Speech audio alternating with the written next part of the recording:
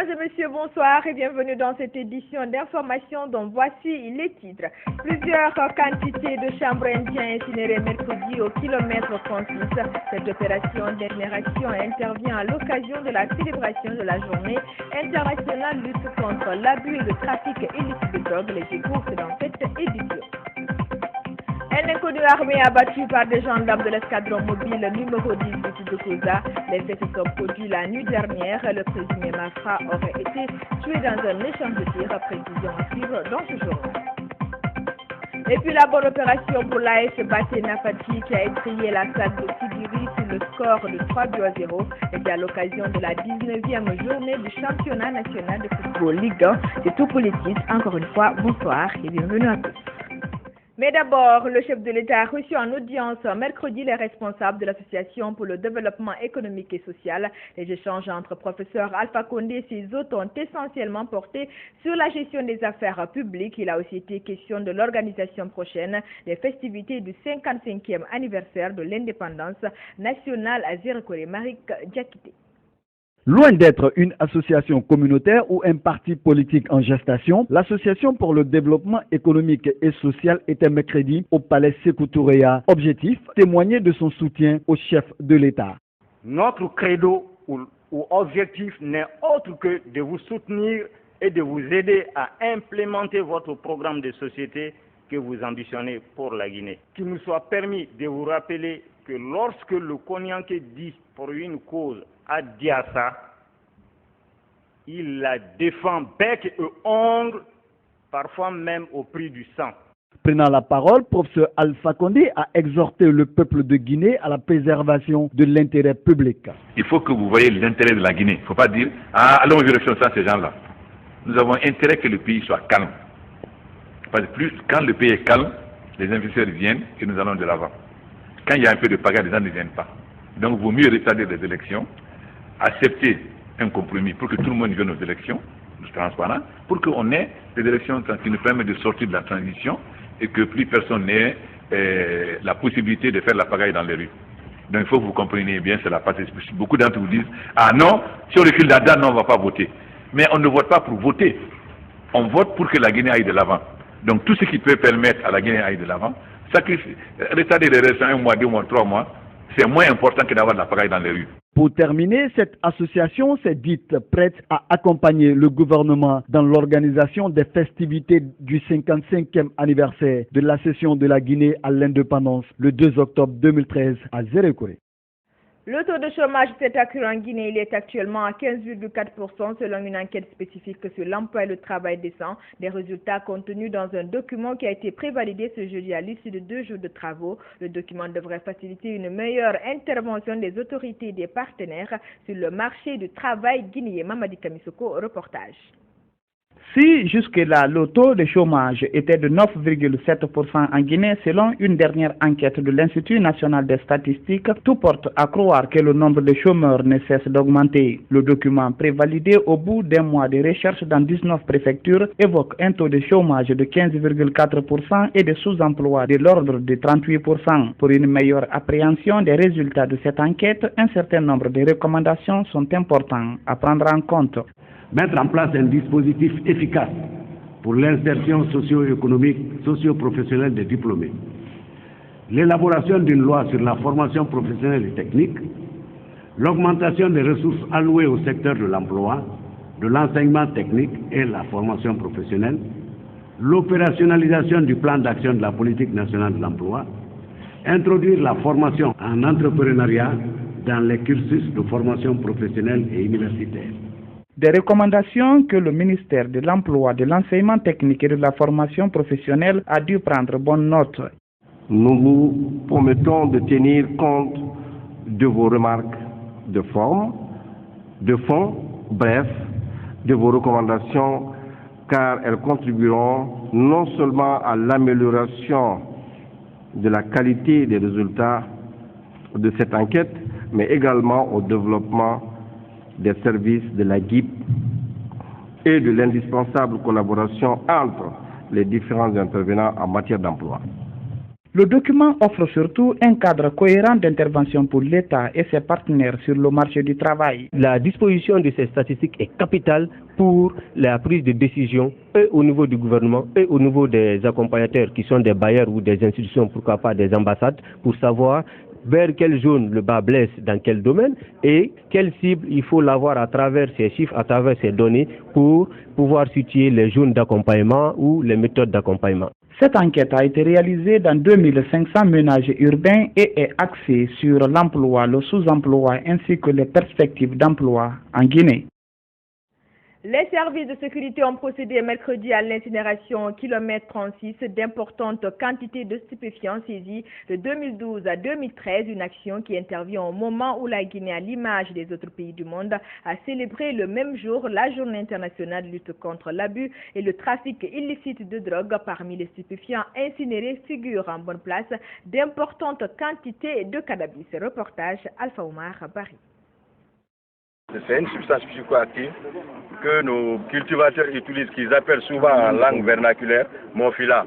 Cela veut dire que ça donne la force de 2 personnes. Dans la foulée de la célébration de la Journée internationale de lutte contre l'abus et le trafic de drogue mercredi 26 juin, une importante quantité de stupéfiants saisis par les services de sécurité a été incinérée le même jour par ces mêmes services au kilomètre 36. Parmi ces stupéfiants, le chanvre indien, appelé encore cannabis, dont la consommation devient de plus en plus grandissante chez les jeunes adolescents, notamment à cause de son accessibilité et de son prix qui varie entre 500 et 1000 francs guinéens la boule. Aujourd'hui, notre préoccupation majeure en Guinée, c'est le cannabis. Vu son accessibilité à la couche juvénile. 500 fois 1000 francs la boule, un jeune peut se le procurer. Donc aujourd'hui, la jeunesse est menacée. La Guinée est menacée. L'humanité entière est menacée par le phénomène de la drogue. Particulièrement mon pays, la Guinée, j'ai trop peur pour la jeunesse. La perméabilité des frontières explique en grande partie l'approvisionnement massif de la capitale en chanvre indien. De 2012 à 2013, plusieurs tonnes de cannabis ont été saisies par la coordination des services de sécurité au kilomètre 36. Des saisies qui satisfont les services de sécurité qui estiment d'ailleurs que des efforts doivent encore être fournis pour venir à bout des trafiquants. De 4 mois environ, il y a eu 550 kg de chanvre indien saisis par le coordinateur des barrages de kilomètre 36. Et sur 4 tonnes, 666 kg saisis de cannabis, la gendarmerie a fait 3 tonnes, 0,69,24 kg. Ce qui montre que la lutte contre le narcotrafic en Guinée est loin d'être un pari gagné quand on sait que ce marché représente des millions, voire des milliards de francs guinéens en jeu. Le directeur régional de la Sûreté de Conakry à Matam pour une rencontre de concertation avec les élus locaux. Boubacar Kassé a notamment insisté sur la nécessité de respecter les droits humains lors des interpellations. La démarche s'inscrit dans le cadre d'une tournée de sensibilisation et d'information, tournée qui intervient dans la perspective de la mise en place de la police de proximité. Saran Kamara.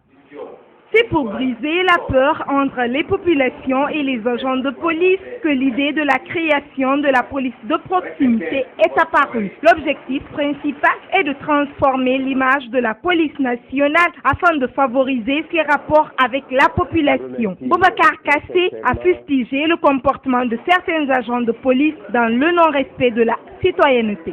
À l'heure actuelle, la confiance n'existe pas entre nous. Cela dépend de beaucoup de choses. Au niveau police, il y a des tares que nous reconnaissons. Il y a leur façon de faire qui n'honore pas, qui ne vous honore pas. C'est une sensibilisation que nous allons faire avec vous pour vous amener à une implication directe et effective avec nous pour qu'ensemble nous puissions dorénavant faire asseoir ce que nous appelons la confiance qui doit exister entre population et les forces de sécurité, c'est-à-dire la police et la gendarmerie. La police de proximité devrait être à la portée de la population. Sur ce point, la présidente de la délégation spéciale de Matam a, au nom des élus locaux de sa localité, rassuré les autorités policières d'œuvrer pour la réussite de ce concept. Le problème de sécurité doit en principe préoccuper tout bon citoyen guinéen. Pour ce motif, je lance un appel pressant à chacun afin que soit prêtée une attention particulière aux efforts de protection de la population par le gouvernement contre les effets de la perturbation, seul moyen de conserver les acquis de notre pays de la République de Guinée. Tout au long de sa tournée dans les 5 communes de la capitale, Boubacar Kassé n'a pas manqué de rappeler aux agents de police qu'ils n'ont qu'un seul devoir, celui de sécuriser les populations et leurs biens. Au chapitre de la lutte contre le grand banditisme, la police vient de mettre aux arrêts un assassin présumé. Son nom Daouda Kamara, il aurait à son actif plusieurs cas de forfaiture. Présenté à la presse ce jeudi, Daouda Kamara a reconnu les faits qui lui sont reprochés. Ce coup de filet est savouré par les autorités comme une victoire dans la traque des malfrats. Les précisions dans ce reportage de Nagbe Kourouma. Les forces de sécurité continuent leur traque contre les auteurs présumés d'assassinat. Daouda Kamara, assassin présumé de Simo Keita, tué en 2012 à Boké, vient aussi de tomber dans les filets de la police. Une opération dont se félicite le directeur régional de la sûreté de Conakry. Le 25 juin à 9h30 du matin, cette équipe s'est rendue dans le quartier de Bellevue-Marché où ils ont procédé à l'interpellation du nommé Daouda Kamara. Le fait qui retient surtout notre attention, c'est le fait que Daouda Kamara serait le grand frère du nommé Mangé Kamara, auteur de l'assassinat du prêtre de Katako à Boké. Daouda Kamara est le neveu de Lansana Keita, qui est aussi l'auteur de l'assassinat de sa grande sœur et du lieutenant Loua, chauffeur de l'ex-première dame, Madame Henriette Conté. Daouda Kamara a reconnu sans détour les faits qui lui sont reprochés. Je suis l'auteur du crime puisque c'est moi qui détenais le couteau. Le gouverneur de la ville de Conakry, commandant Sekouresko Kamara, a quant à lui remercié la police pour ses efforts dans la lutte contre le grand banditisme avant d'offrir 3 millions de francs guinéens à l'équipe qui a mis aux arrêts le malfrat. Le premier mot, c'est un mot de remerciement. Nous allons continuer vraiment à lutter contre l'insécurité à la ville de Conakry. Nous avons donné des instructions fermes à tous les élus pour pouvoir quand même remonter des informations, mettre aux arrêts tous ceux qui sont en train de semer aujourd'hui le terrain dans notre capitale. Remarquez, les gars, c'est même pas fait 5 jours. Il y a plus de combien de morts aujourd'hui à Conakry. On demande aujourd'hui la police et la gendarmerie de faire tout, au moins on donne 72 heures plus tard pour que tous ces auteurs soient arrêtés et mettre à disposition de la justice. Aujourd'hui, nous avons une enveloppe de 3 millions. Nous allons remettre au directeur, mettre à l'équipe qui a mis main sur ce grand bandit. Cette récompense, certes symbolique, est le signe que les autorités sont plus que jamais déterminées à mettre hors d'état de nuire les malfrats qui sèment la terreur dans la capitale. Dans le même registre, un inconnu armé a été abattu dans la nuit de mercredi à jeudi par les gendarmes de l'escadron mobile numéro 18 de Koza. Muni d'une arme de guerre et attaquant des boutiques et magasins de la localité, cet homme aurait trouvé la mort dans un échange de tirs. Explication en Beno Marsila. Mohamed Kamara, c'est son nom selon la carte d'identité retrouvée sur lui, est né en 1983 à Conakry. L'homme a reçu une balle au niveau de son épaule gauche dans l'échange de tirs avec les gendarmes de l'escadron numéro 18 de Koza dans le secteur Bantouka 2.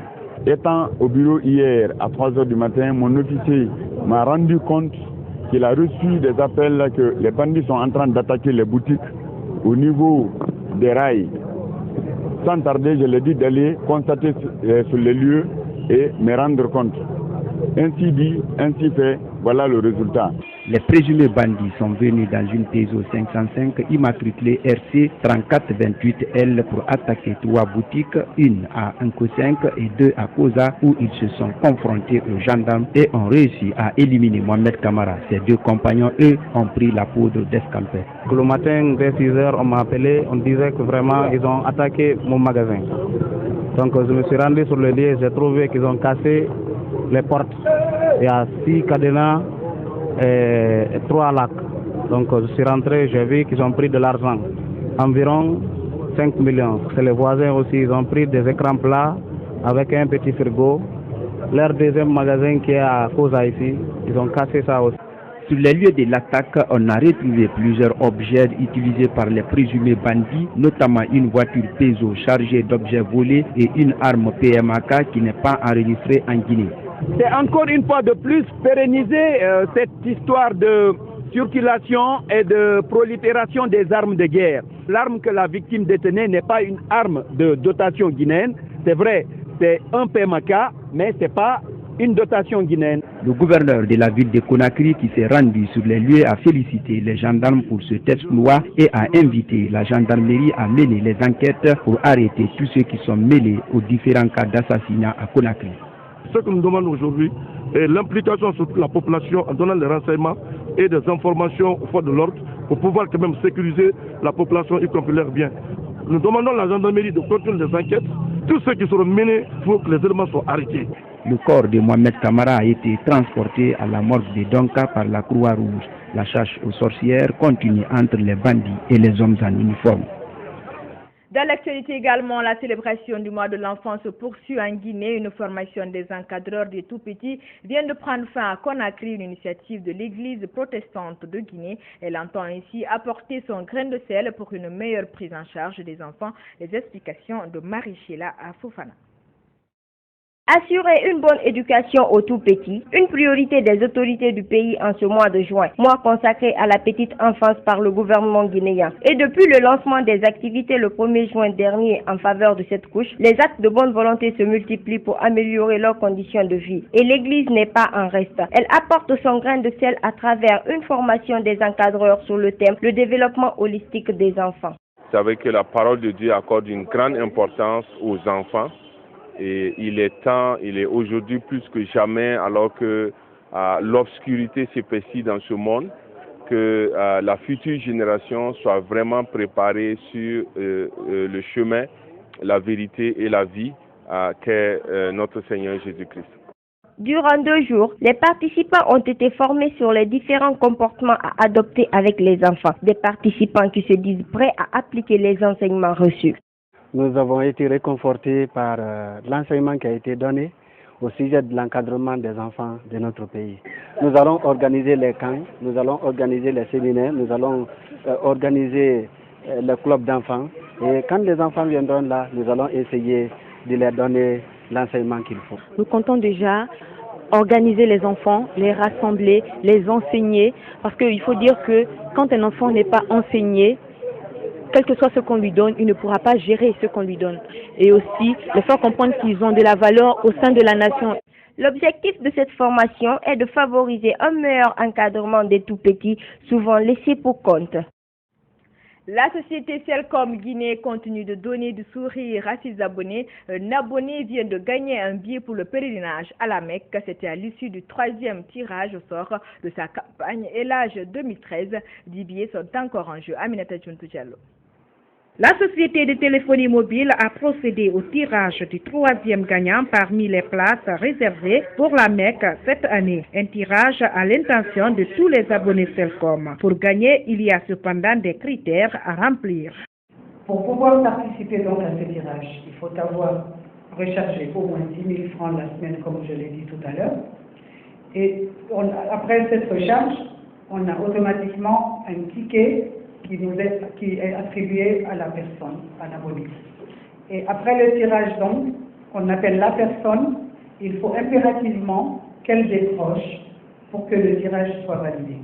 Nous donnons 3 tentatives à tous les abonnés. Si au bout de la 3e tentative, l'abonné ne décroche pas, nous invalidons le tirage et nous passons à un autre tirage. Parmi les millions d'abonnés Celcom, la chance a souri à un client. Alors, le 3e gagnant du tirage d'aujourd'hui est connu. Il s'agit de M. Salifou Tawel Kamara. Il travaille à l'OPG, à l'Office de la Poste de Guinée. Son numéro de téléphone est le 657 29 50 66. Au revoir et à la semaine prochaine. Le gagnant très ému s'est dit être en manque de mots pour exprimer sa joie. Donc ça a été un grand bonheur et honneur pour moi d'avoir gagné ce pari aujourd'hui. Je ne donnerai pas l'occasion à n'importe qui pour effectuer ce voyage. Parce que quand un don vient d'une main propre, il faut toujours la profiter. Rendez-vous est pris la semaine prochaine pour la 4e place. Celcom exhorte tous ses abonnés de recharger leur téléphone pour être parmi les heureux élus.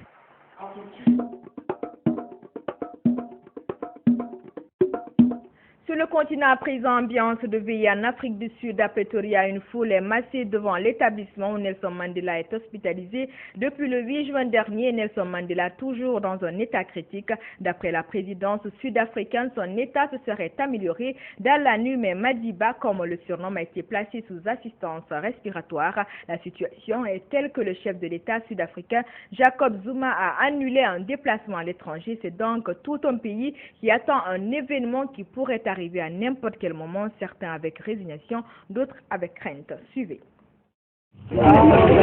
Chaque matin, les mêmes gestes devant l'hôpital de Pretoria où Nelson Mandela est soigné depuis 3 semaines.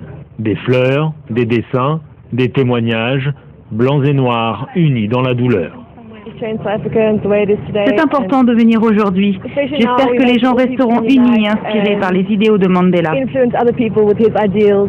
Un vœu pour conjurer la crainte des Sud-Africains blancs, car à la sortie de Pretoria, on est loin de la nation arc-en-ciel. Il y a quelques mois, l'horreur s'est produite chez cet artisan boucher. 4 hommes noirs ont surgi et ont tiré. Le père et le frère de Belinda ont été abattus, juste parce qu'ils étaient blancs. Nous ne comprenons toujours pas pourquoi. Pourquoi des gens entrent et tirent sans aucune raison. Pour Belinda, le seul motif de tel crime est la vengeance qui peut se transmettre de génération en génération. C'est comme si nous étions punis pour l'apartheid, comme si nous devions être punis pour les erreurs de nos ancêtres. L'Afrique du Sud a le taux de criminalité le plus élevé au monde. Dans le pays, ce sont les fermiers blancs qui sont en tête de liste. Les ONG, qui œuvrent pour le vivre ensemble, constatent un retour des démons du passé. Il reste beaucoup à faire. Nous retournons en arrière. Nous sommes loin, loin, loin, loin de la nation arc-en-ciel. Devant l'hôpital de Pretoria, les regards se croisent pour que cette Afrique du Sud multicolore ne s'évanouisse pas avec Nelson Mandela.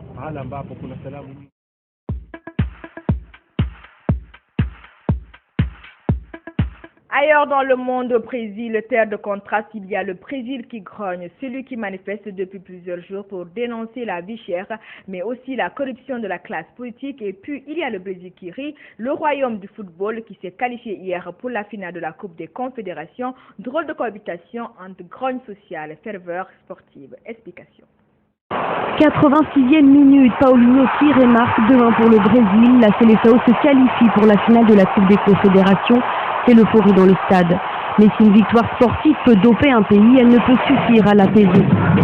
Car le Brésil est très en colère contre son gouvernement. Et hier, match ou pas, ils étaient encore des dizaines de milliers à défiler. 40 000 mécontents non loin du stade de Belo Horizonte, venus réclamer des réformes sociales. L'éducation, la santé, autant de priorités à leurs yeux. La lutte contre la corruption, une nécessité même.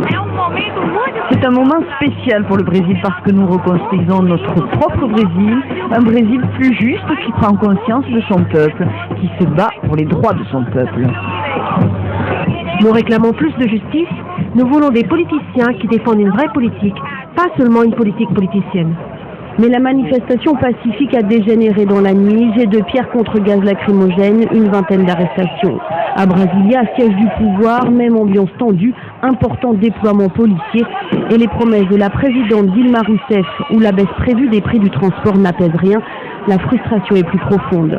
Je pense que quelque chose va changer. Je suis certain que les politiciens vont y réfléchir à 2 fois avant de s'octroyer librement une augmentation, avant de venir travailler seulement 3 jours par semaine.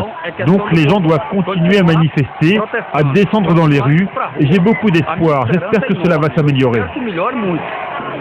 Hier, la Cour suprême a ordonné l'incarcération immédiate d'un député.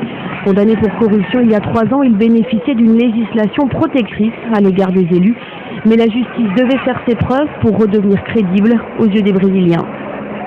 Sport dans cette édition, le championnat national de Ligue 1 se poursuit sur les stades concernés par cette compétition. L'AS Baté Napadji a réussi la bonne opération de la 19e journée en s'imposant sur le score de 3-0 face à l'équipe de la SAG de Sigiri. La rencontre s'est déroulée mercredi soir au stade annexe du 28 septembre. Le compte rendu avec Fodé Camara. Les surprises dans ce championnat national de Ligue 1 se poursuivent.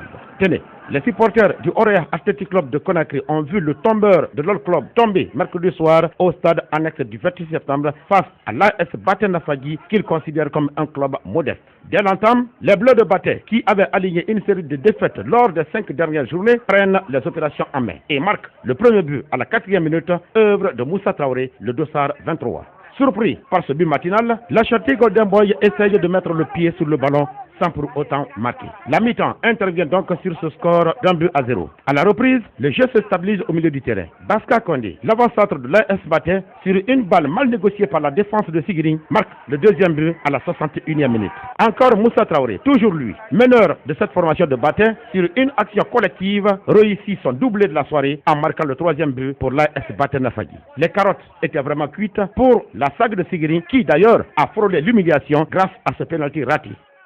C'est un ouf de soulagement parce que Baté a fait 5 matchs d'affilée avec 5 défaites. Aujourd'hui, les enfants, ils ont compris ce qu'ils devraient faire parce que les 3 points étaient obligatoires et nécessaires. Le travail de tout le groupe, commençant par l'entraîneur, les joueurs et les dirigeants. Quant à l'encadrement technique de la SAC de Sigiri, il fallait s'attendre à cette défaite, eu égard aux efforts fournis par ses poulains lors du match contre le Horea. Bon, on savait que ça allait être difficile parce que c'est vrai qu'on a fait un grand match contre le Horea. Vous savez, le rythme de match le Horea était beaucoup plus intense.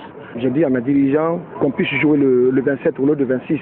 Je suis vraiment désolé parce que mes enfants étaient vraiment fatigués. Parce qu'on ne peut pas battre le Horea par hasard. Il faut travailler. Les enfants ont beaucoup travaillé contre le Horea. Bon, aujourd'hui, c'est vrai, on n'a pas pu reconnaître cette équipe parce qu'il y avait la fatigue. À moins de 4 journées de la fin de ce championnat, c'est le Satellite FC qui occupe la première place avec 39 points, suivi du Horea Athletic Club de Conakry 34 points et l'association sportive de Kalom 27 points. En bas du tableau, le FC Séquence est 11e avec 16 points et le AFIA 12e sur 12 avec ses 13 points perd tout espoir de se maintenir en Ligue 1. Mesdames et messieurs, c'est ainsi que se referme cette édition d'information. Merci de l'avoir suivi. Excellente suite de programme en notre compagnie. L'info, c'est aussi notre site web www.groupeevasionguinée.info. Bonsoir, où que vous soyez.